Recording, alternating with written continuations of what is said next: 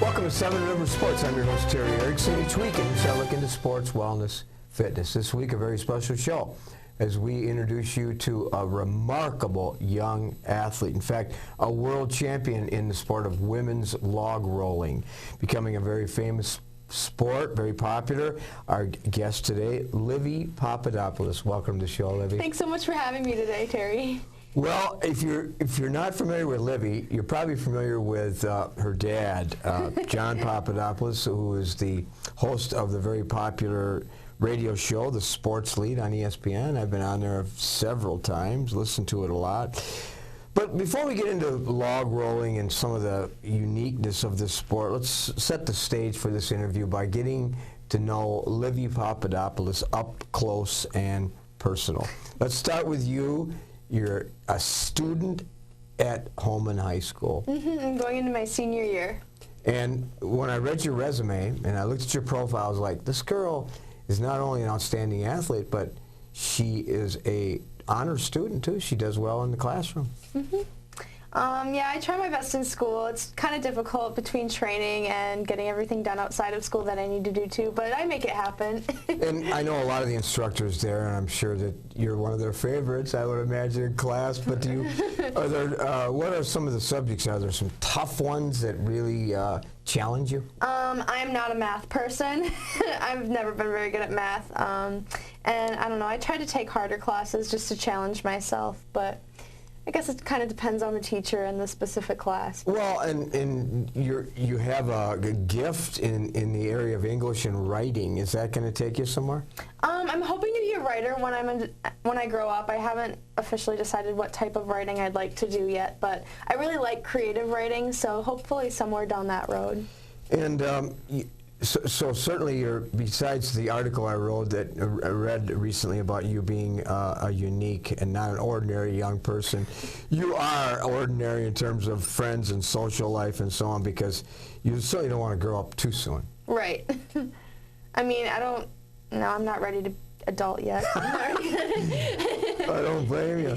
So, any hobbies or interests besides training and being a professional log roller? Like I said, I really like writing. I'm also a little bit into art, and I like doing pretty much anything active, hiking, just walking around outside with my friends, stuff like that. You know, I did a little research before this interview on log rolling, and I'm familiar with some names and some accomplishments in this area by names which I'll reveal in a little bit. But before we do that, I know there are some colleges. In fact, there's like 150 of them now throughout the country that have a log rolling component to their schedule and to their list of club sports. But most of them are the beginning was in like Millbury College and some of them out in the East Coast.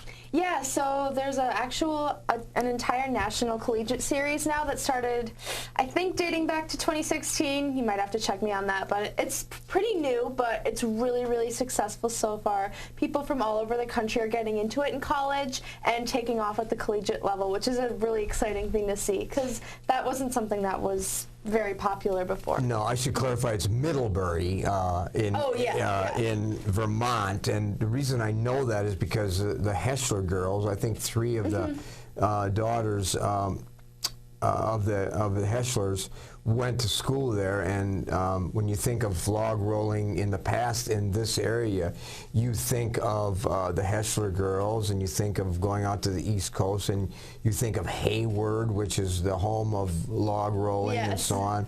But one interesting thing too, a couple of weeks ago we had Emma Colburn and Joe Bossart on the show, and at 6 years of age, something I saw in his profile, Joe Bossart was a world champion log roller, which I never even knew. What? So that was incredible. But so you talk about your introduction to the sport. So I was 8 years old, and I was on swim team at the Lacrosse Y, and I liked it, but I was really, really bad at it. I would get like last place every time. I'm not a natural athlete. What I've accomplished is just what I've worked for. Anyways, when I was 8 one day, I was at the Y with my dad, and we were walking around, and we were there early for swim team practice, and I saw a log rolling. I actually remember Emily Christopherson, who's now my training partner, was rolling there, and I looked at her, and I'm like, I want to do that. And my dad was like, okay. And I was like, no, I'm serious. And so I went home and I begged for a couple months. And finally my parents signed me up for a class, and the rest is history. Well, you know, the sport of log rolling, actually, I did a little research, began in the 1800s.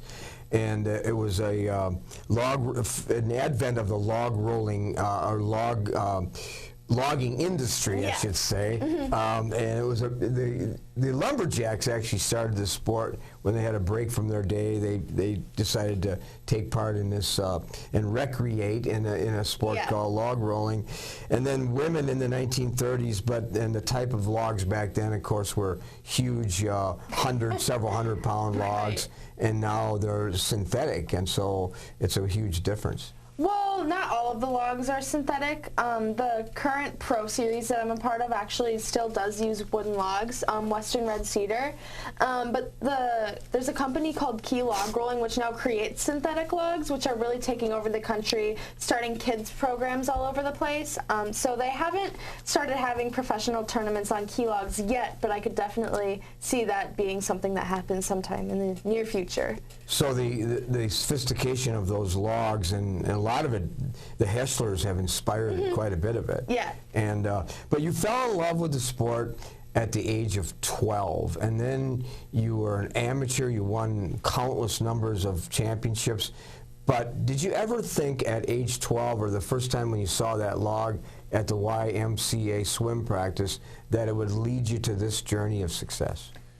At first, no. I went to the World Championships for the first time when I was 11, and that was kind of the summer I started getting pretty into it. Like, I started actually training, not just kind of showing up to class and goofing around. Like, I started taking it a little bit more seriously, you know?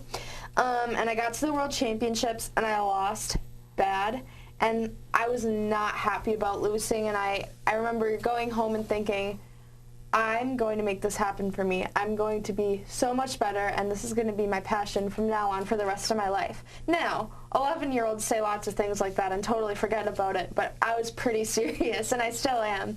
So I went back home and started training even more, going to extra classes, working really, really hard. And I remember I had one other tournament that same summer, one last tournament after World Championships, and I went, and all of the same girls that beat me at World Championships were there, and I beat both of them for the first time and got first place, and it was like the happiest feeling ever, and I was like, I could get used to this, so I'm going to keep working hard and keep pushing myself. But if you always had that competitive spirit, because you said you failed your first time, and there's a story behind that. So many people that have failed at something have just persevered and become successful, and it's been a blessing in disguise, actually, by failing. So you failed, and were you always that competitive, where you wanted to prove a point and get back on that log and be a success?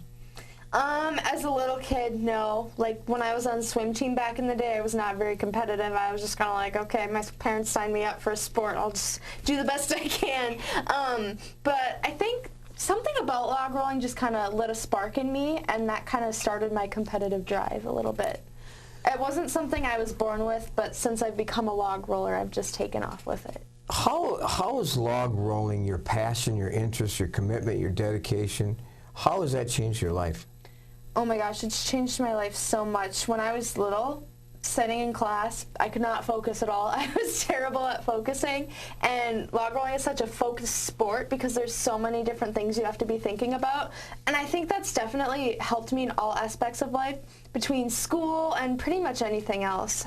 My focus has improved a lot. I've also obviously improved as an athlete. Like I said, not a natural athlete here. I could not run around the block without stopping when I was little. Probably couldn't lift a 10-pound weight, and I've definitely come really far in those kinds of terms. So a huge transformation, basically, is what you're talking about. Your profile said, and I know you as in your family as friends, and I know you as I see you in the community and follow you. And you have a unique leadership skill, too. And that leadership skill is not all about Livi, either. Yeah, so I do teach classes at a couple different places during the summer with kids, and I've kind of formed a little group of advanced kids that travel to tournaments now, and I coach them and do the best I can with them. They drive me crazy sometimes, but I love them. If you guys are watching, hey! How do you demonstrate that you believe in putting others before yourself when you're competing? When I'm competing or when I'm coaching? Both. What do you mean? Competing, that's really hard to, it's a hard thing because you don't want to think about anyone except yourself, but at the same time, if someone gets hurt when I'm competing, all of a sudden my mind is like, they're hurt, I hope they're okay, and sometimes I'll ask them and ask if I can help in any way. Log rolling is a pretty safe sport, so things like that don't happen very often, but I definitely think that way sometimes. And in terms of coaching, I just always try to think of my kids first because they're the future of the sport that I care about so much. If it weren't for them, log rolling wouldn't live beyond me and wouldn't live beyond my generation. So I work really hard to teach my kids, and even on days where I compete and my kids are competing, I'll have to wake up at like 7 a.m. to go coach them, and then I compete later at night. Obviously that's not ideal for me. I'd much rather sleep in on my own competition days and get a better night's sleep, but it's definitely worth it. Well, you're paying it forward, right, like the most people talk about all the time. Well, we're just going to take a quick break. When we come back, more as we explore a little more of the detail of the sport of log rolling with Livi Pappadopoulos right after this. With our busy lives, it's a comfort to know that we can still remember loved ones in a traditional way with a monument. Lewiston Monuments in Lewiston, Minnesota has been helping families purchase a monument for over 4 generations. You'll find a large selection of beautiful granite, marble, and bronze monuments, all at competitive prices. And they're a full-service company, so they also do straightening, cleaning, and repair of monuments. Stop in or call for a no-obligation consultation, or visit lewistonmonument.com for more information. At Schneider Heating and Air Conditioning, we have assembled a championship team who listens to what your needs are. We install carrier comfort systems that improve the comfort, efficiency, and the air quality of your home and workplace. We serve you with highly trained technicians who are prompt, friendly, and honest. For Gold Star treatment, turn to the experts, Carrier and Schneider Heating and Air Conditioning. Schneider Heating and Air Conditioning, your comfort is our business. Welcome back to Seven Rivers Sports. Again, this week our guest, Livi Pappadopoulos, world champion in the women's sport of log rolling. Again, the article I read recently said Livi Pappadopoulos, not an ordinary young athlete, and certainly the first half of the show explained that very, very well. But in not an ordinary athlete because you have to train maybe more than people realize, and you do that in a variety of ways, from strength training to core training. You even have a coach. So what does it take to be a world champion? Oh my goodness, I don't even know where to start. It takes so much. One thing that I think a lot of people don't realize is diet is one of the very most important things to me. Unfortunately, I've had to cut a lot of really good foods out of my life, but eating healthy is one of the #1 things that helps me because it fuels me and keeps providing me a lot of energy and just keeps me healthy and helps me build muscle. What does Livi eat on an average day? An average day, I usually eat oatmeal for breakfast, sometimes with a protein bar. And it varies depending on how heavy the training is, how many calories I'm going to be burning that day. Lunch, it might be something like some quinoa and salmon and a salad. And then dinner kind of varies from day to day. I like to have different types of grilled chicken, usually with another carb and vegetable. So yeah. A great diet for all of us to adhere to. So, but strength training, I see you at the Wellness Center, and that's where I've gotten to know you too. And I know you have a trainer, but you work on your strengths too. Yeah. So I actually compete in powerlifting during the log rolling off season through my school, and I definitely think that has changed my log rolling a lot between squatting and deadlifting. And I think even benching helps me a little bit too. I've built so much strength, which has helped me to be a more aggressive log roller than rather being kind of on defense all the time, if that makes sense. Mm-hmm. So. And having an individual coach that can develop a pattern, develop a schedule, and help you along with some of these things is important. Yeah, absolutely. I've worked with a lot of great people. My current trainer is named Matt. He's fabulous. I've also worked with a lot of different log rolling coaches too. My training partner Shane Burns is actually a great coach. He coaches me at every single log rolling tournament, helps me through every match. So it's not something I do all by myself. I have a lot of great people helping me and supporting me. Livi Pappadopoulos, 5 amateur world titles before becoming a professional. Jumped to the professional circuit in 2018 and an impressive debut as you won your very first attempt at being a professional. Yes, so I won the World Championships last year, not expecting it at all. I worked really, really hard, which definitely made the win pay off. But it wasn't something I expected at all. I went into the season hoping to make top 3 a couple times just to stand on that podium and seem cool, but I really didn't think I had a shot at winning. So I was shocked, I really was, and I was going in with a winning streak, but I felt like it was all luck the whole time. And then I got to World Championships and I won without losing a single fall, and I was like, okay, I just did that. And it actually took a couple months to really register. Like, it was so surreal. It was a crazy experience, but definitely worth it. Well, and I went to a recent logger game and tried to get to as many as I can. By the way, we had some loggers on the show just a couple of weeks ago, and there's Livi Pappadopoulos throwing out the first ball. It's like, whoa, she's becoming world famous now. Yeah, so recently there was the Three Rivers Rollie log rolling tournament in Alaska, which is one of the biggest tournaments on the pro log rolling tour. And last year Connor Birdsong and I both won the tournament, and we're both from the area, so the loggers invited us to come through out the first pitch to kind of invite people to come to the Three Rivers Rollie. I'm familiar with Connor Birdsong, but we talked in the first half of the show about the Heschlers and what they've done to the sport of log rolling in various categories. And so you mentioned that the Three Rivers Rollie, there was good coverage in the local media about that. How'd you do there? I won. And was it a couple-day event or what? Oh, no, it was just one day. It was 2 days. The pros were on Saturday, and then amateurs, like kids, were on Sunday. How many categories? For professionals, they just split it into men and women. Usually 16 and up, but it's pretty rare to have 16-year-olds. Usually it's more 17 and 18 is the youngest. Okay, so I come to you and say, in my adventurous spirit, in my advanced age, Livi, I'd like to be a log roller. Teach me how. Give me the tips and what I need to do to be at least an average log roller. What are you going to tell me? I'm going to tell you, you have to try it before taking anything too seriously as far as mechanics go, because getting a feel for the log is the #1 thing you need to do when you're learning how to log roll. Eventually you're going to want to learn to stabilize your arms a little bit, because that's going to help with your stability and keeping you over the center.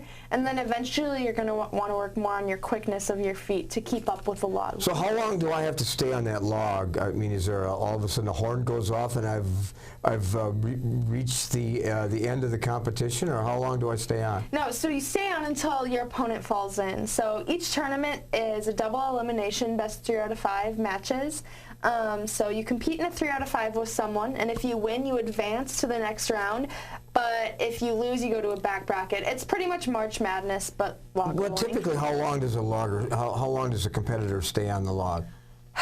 It really depends, because some people tend to be very, very aggressive and make the matches go more quickly, while others are a little more conservative and just wait for their opponent to make a mistake. I would put myself more in the aggressive category because I'm I'm strong, and I tend to be on the heavier side of competition. So my matches tend to go 10 minutes.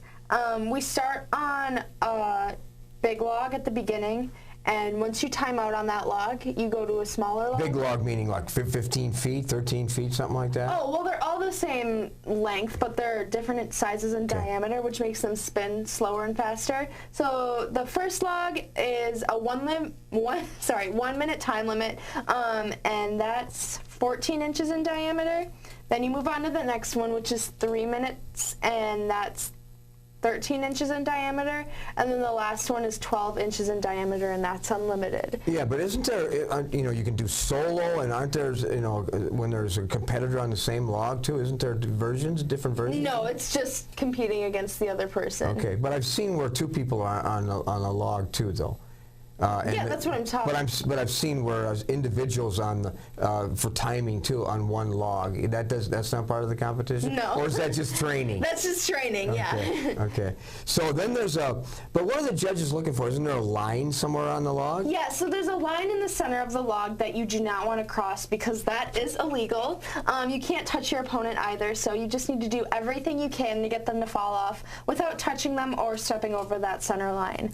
A couple of different tricks and moves you can do include splashing, where you dip your foot into the water and splash up and aim towards their eyes with your toes. That's legal, huh? That's legal. I'm not a very good splasher, so I don't do it very often. I usually sneak one in like once per season, but it's not really my thing. Another thing you can do is put one foot towards the end of the log and kind of rock it back and forth, shifting your weight back and forth. That just makes the log really wobbly and sets the other person really unsteady. And other than that, you can do a lot of other aggressive things. Then again, like I mentioned before, some people like to just kind of pitter-patter, run in place until the other person falls in. Those matches tend to take a really long time and aren't very exciting to watch. But so I come to you in the middle of the winter, and there's no, the Y is not open for log rolling. The rivers and lakes are all completely full of ice, and so you'd say, okay, let's try some dry training. What would you tell me to do? Some like dryland training for log rolling. Besides lifting, I also do a lot of hill sprints. But if you want to get more, there are so many different things. I don't know exactly what to talk about, but a lot of different core exercises are really good for log rolling. Like in all sports, your core is the center of your body. It's the center of everything, so it's always really involved in log rolling. Flexibility is also pretty important too. I can do the splits. Yoga is probably good for you? Oh yeah, definitely. I do a little bit of yoga too.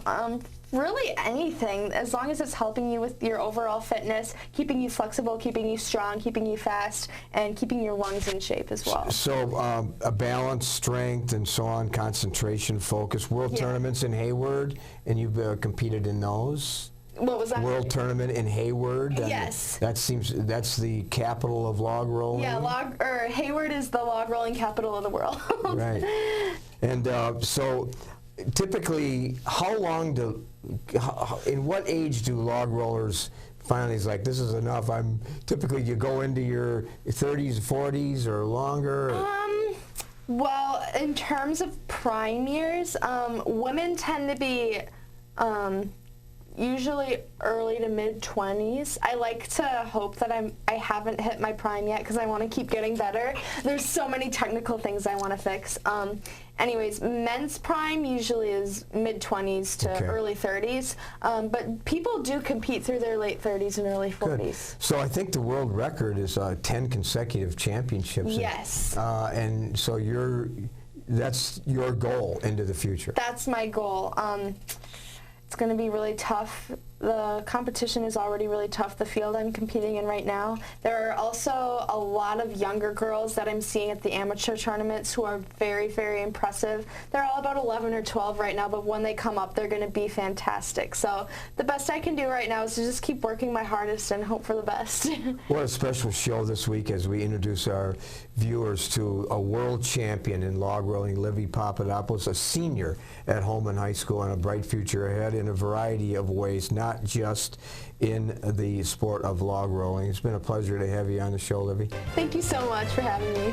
We'll be right back with some closing thoughts after this. At Schneider Heating and Air Conditioning, we have assembled a championship team Who listens to what your needs are. We install carrier comfort systems that improve the comfort, efficiency, and the air quality of your home and workplace. We serve you with highly trained technicians who are prompt, friendly, and honest. For Gold Star treatment, turn to the experts, Carrier and Schneider Heating and Air Conditioning. Schneider Heating and Air Conditioning. Your comfort is our business. When you're faced with the decision of selecting a monument to honor someone dear to you, call Lewiston Monuments for a no-obligation consultation. Lewiston Monument is a full-service monument company, serving families in Iowa, Minnesota, and Wisconsin for over 4 generations. You'll find beautiful granite, marble, and bronze memorials, all at competitive prices. Their experts can help you design the perfect and unique memorial. Lewiston Monument. Call today or on the web at lewistonmonument.com. Welcome back to Seven Rivers Sports. I hope you enjoyed our interview. Our guest this week, Livi Pappadopoulos, just returning from Hayward, her 2nd World Championship. What an accomplishment. High school football training camp opens this week throughout the state of Wisconsin. We begin our broadcast on Thursday, August 22nd. We will be at Central as they host Eau Claire North. We are broadening our list of guests as we move into the fall and the winter. If you have an idea for a guest or a topic, please contact us here at the studio. Check your local listing as we continue to bring you Knights of Thunder Racing every Thursday and every Sunday evening at 7 p.m. Thanks for joining us this week. Next week, we will introduce you to Holmen High School wrestling, football, and weightlifting, powerlifting coach Jason Lilloff. Hope you can join us for that interview. Until next week, I'm your host, Terry Erickson, hoping that you will have an active and a healthy week ahead.